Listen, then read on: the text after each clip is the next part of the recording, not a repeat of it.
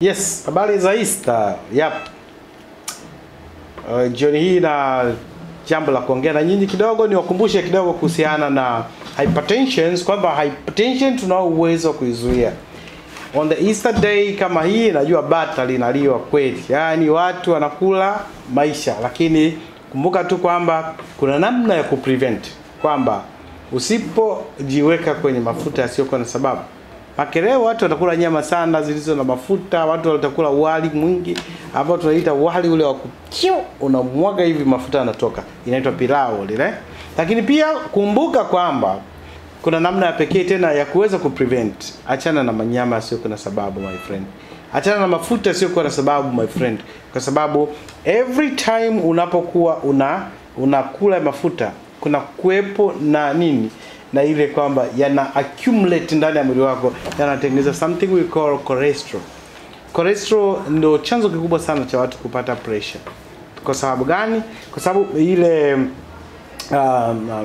blood vessels zinakuwa na yale mafuta yanagandamizana katika ile njia ambayo inapitisha damu. So load kubwa inatokea kwenye moyo, na at the same time sasa kwenye peripheral resistance inaanza kutokea.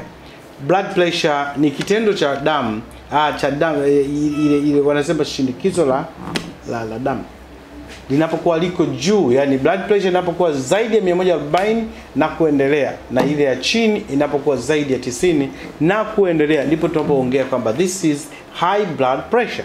Na madhara yake yamekuwa mengi sana. Watu wanakuwa na headache sana, dalili zake, lakini pia watu wanakuwa na issues za ganzi mwili mzima, lakini pia watu wanachoka, they are feeling like hawana nguvu kabisa. Lakini sasa inaendelea mbele sana, inaumiza moyo, that is a complication kubwa. Lakini pia kuna vitu vingine vinavyotokea kama stroke, kuna vitu vingine ambavyo ni vingi nyuma pazia. So sisi tunakuomba, yani usiweze kuendelea kutengeneza mwili wako unaumiza. Mwili unaumiza kwa kutumia mafuta ambayo yanaweza kuwa avoided.